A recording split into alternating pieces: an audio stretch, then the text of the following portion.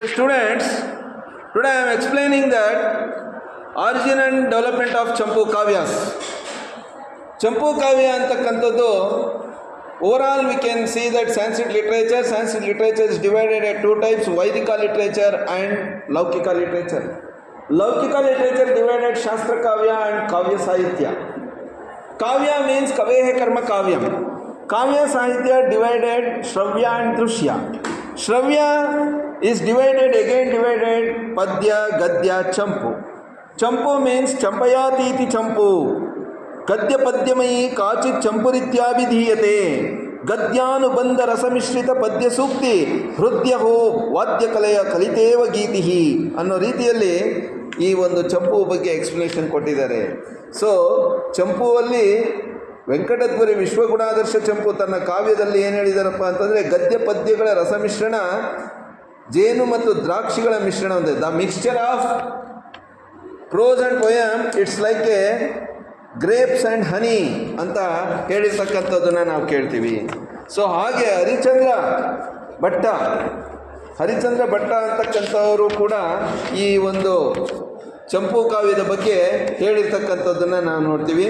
So ಅವ್ರು ಹೇಳೋ ಚಂಪು ಕಾವ್ಯ ಏನಪ್ಪ ಅಂತಂದರೆ, the author of Tattvagunadarsha Champu ಅವರು ಹೇಳಿರ್ತಕ್ಕಂಥ opinions, the combination of prose and poetry would like that gems ಟೆಡೆಡ್ ಟು ದ ಪರ್ಲ್ ನೆಕ್ಲೆಸ್ ಅಂತ ಹೇಳಿದ್ದಾರೆ. ಸೊ ಈ ರೀತಿ ಚಂಪು ಅನ್ನೋ word derived from Kannada word ಅಂತಲೂ ಹೇಳ್ತೀವಿ. ಇಂಪು, ಕಂಪು, ಚಂಪು, ಈ ರೀತಿ ಚಂಪು ಅನ್ನೋ ವರ್ಡ್ ಕನ್ನಡದಿಂದ ಬಂದಿದೆ ಅಂತಲೂ ಹೇಳ್ಬೋದು. ಹಾಗೆಯೇ ಭೋಜರಾಜ ತನ್ನ ರಾಮಾಯಣವನ್ನು, ಚಂಪು ರಾಮಾಯಣವನ್ನು ಬರೆದಿರೋದ್ರಲ್ಲಿ ಅಲ್ಲಿ ಹೇಳಿದ್ದಾನೆ, the combination of prose and poetry create a special effect just as a music being a accompanied by orchestra ಅಂತ ಹೇಳಿದ್ದಾರೆ. ಸೊ ಚಂಪು ಅನ್ನೋದು ಇಷ್ಟೆಲ್ಲ ಇಂಪಾರ್ಟೆಂಟ್ ಆಗಿ ಬೆಳೆದಿದೆ ಅಂತ ಹೇಳ್ಬೋದು. ಹಾಗಾದರೆ ಚಂಪು ಆರಿಜಿನ್ ಏನಾಯಿತು? We can trace it in Vedic literature. It's available in Vedic literature. Vedic literature Taittariya, Maitrayini, Kataka Samhita. These Samhitas we can saw that some parts of prose and some parts of poems also there. In Atharva Veda also we can see the Champu literature. And also 5th chapter of Srimad Bhagavata Purana, 4th chapter of Vishnu Purana, Paushya Parva and Adi Parva of Mahabharata, we can see that Champu style of literature.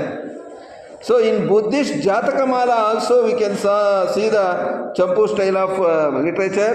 So poets of freedom, the poets get the freedom division of the chapters. Some poets are says in Champu chapters divided like Stabaka. Some other poets like Uchvasa and Ashvasa, Vilasa. So whatever their names gives, that is the chapter name.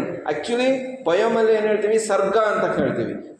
ಪ್ರೋಸಲ್ಲಿ ಏನು ಹೇಳ್ತೀವಿ, ಅಧ್ಯಾಯ ಅಂತೀವಿ. But Champu ಲಿಟ್ರೇಚರಲ್ಲಿ ಚಾಪ್ಟರ್ಸ್ನ ಪೊಯೆಟ್ಗೆ freedom ಕೊಟ್ಟಿದ್ದಾರೆ. ಅವ್ರು ಯಾವ ಥರ ಬೇಕಾದರೂ ಕರಿಬೋದು. ನಿಮಗಿರ್ತಕ್ಕಂಥ ನೀಲಕಂಠ ವಿಜಯ ಚಂಪು ಪ್ರಥಮ ಉಚ್ಛ್ವಾಸ ಮೀನ್ಸ್ ಫಸ್ಟ್ ಚಾಪ್ಟರ್, ಉಚ್ಛ್ವಾಸ ಮೀನ್ಸ್ ಚಾಪ್ಟರ್ ಅಂತ ಹೇಳಿದ್ದಾರೆ. ಇವನ್ ಆಲ್ಸೋ ವೆಂಕಟಧ್ವರಿ ಬರೆದಿರ್ತಕ್ಕಂಥ Vishvagunadarsha Champu is a considered, ಯಾವನ್ನ ವರ್ಣನೆ ಮಾಡಿತಾನೋ ಆ ವರ್ಣನೆಯ ಮೇಲೆ ಕನ್ಸಿಡರ್, ಸೂರ್ಯ ವರ್ಣನಂ ಅಂತ ಹೇಳ್ತಾರೆ, ಅಯೋಧ್ಯ ವರ್ಣನಂ, ಆ ರೀತಿ ಡಿವಿಷನ್ಸ್ ಮಾಡಿದ್ದಾನೆ ಅಂತ ಹೇಳ್ಬೋದು. ಓವರ್ ಆಲ್ ಚಂಪು was divided a 4 types. One is mythological champu or historical champu. Historical champu ಅಲ್ಲಿ ಎಕ್ಸಾಂಪಲ್ ನಳಚಂಪು, ವರದಾಂಬಿಕಾ ಚಂಪು ಅಂತ ಕೊಡ್ಬೋದು. And second one is imaginative champu.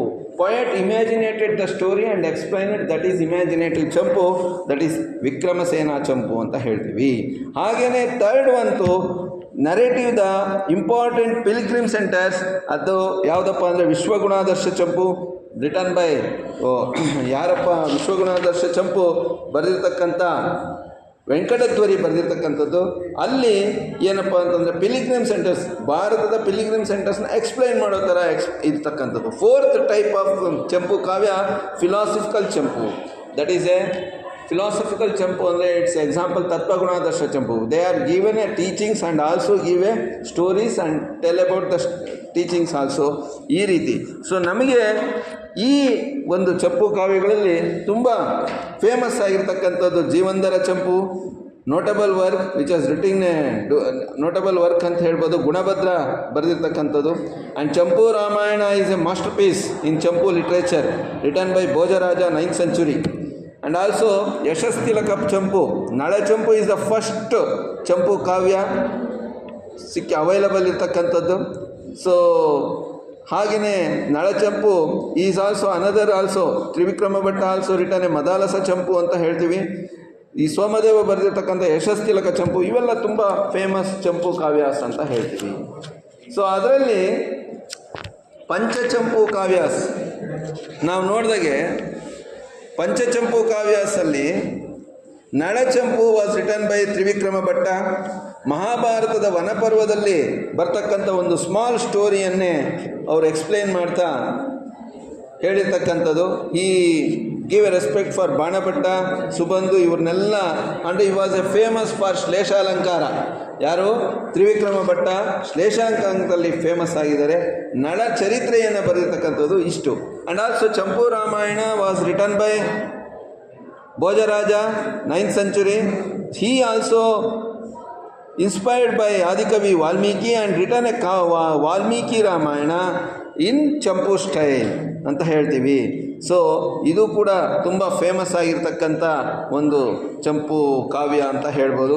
ಅದರಲ್ಲಿ ಪ್ರಾಸ ಪದಗಳನ್ನು ನೈವಾ ಭವತ್ವೈವ ಶೀಲವತೀಷು ಗಣ್ಯ ನೈವಾ ಭಜತ್ ಪಿತೃಮತಾಂ ಗಣಾನ್ ಸಾಭ ರಾಮ ನೈವಾಪಣಂ ಆತ್ಮಜಂ ಸುಖಂ ಅಹಮಪಿ ಅನಾರ್ಯೆ ನೈವಾಪಂ ಅಂಬು ಭರತೇನ ನಮೇ ಪ್ರದೇಂ. ನೈವ ಅನ್ನೋ ವರ್ಡಿಂದ ಪ್ರಾರಂಭ ಆಗಿ ಆ ರೀತಿಯಲ್ಲಿ ಪೊಯಂ ಬರೆದಿರ್ತಕ್ಕಂಥದ್ದು. ಮೂರನೇದೇನಪ್ಪ ಅಂದರೆ ಚಂಪು ಭಾರತಂ ರಿಟರ್ನ್ ಬೈ ಅನಂತ ಭಟ್ಟ.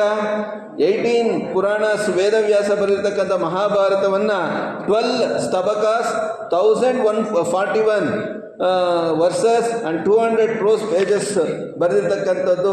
ಇವರು ಕೂಡ ತುಂಬ Ananta Bhatta was a Kashmirian poet. 4th one Nilakantha Vijaya Champu. Nilakantha Vijaya Champu was return by Nilakantha Dikshit. It is a 5 ಆಶ್ವಾಸಸ್ ಅಂತ ಹೇಳ್ಬೋದು. ಇಲ್ಲೇನಪ್ಪ ಅಂತಂದರೆ ನೀಲಕಂಠ ವಿಜಯ ಚಂಪುವಲ್ಲಿ ಆ ಚರ್ನಿಂಗ್ ಆಫ್ ದ ಓಷನ್, ಸಮುದ್ರ ಮಂಥನದ ಕಥೆಯನ್ನು ಹೇಗೆ ಶಿವ ಆ ವಿಷವನ್ನು ಕುಡಿದ ಹಾಲಾಹಲವನ್ನು ಅವನ್ನ ಎಕ್ಸ್ಪ್ಲೈನ್ ಮಾಡಿರ್ತಕ್ಕಂಥದ್ದು ನೀಲಕಂಠ ದೀಕ್ಷಿತ್ ಬರೆದಿದ್ದು 17th centuryಯಲ್ಲಿ ಇದ್ದಿದ್ದು. ತುಂಬ ಚೆನ್ನಾಗಿ ಬರೆದಿದ್ದಾರೆ ಅಂತ. ನೆಕ್ಸ್ಟ್ ಬರ್ತಕ್ಕಂಥದ್ದು ವಿಶ್ವಗುಣಾದರ್ಶ ಚಂಪು, ಲಾಸ್ಟ್ 5th ಫೇಮಸ್ ಚಂಪು ಕಾವ್ಯ ವೆಂಕಟಧ್ವರೀನ್. ಸೊ ಬರೆದಿರ್ತಕ್ಕಂಥದ್ದು ವಿಶ್ವಗುಣಾದರ್ಶ ಚಂಪು.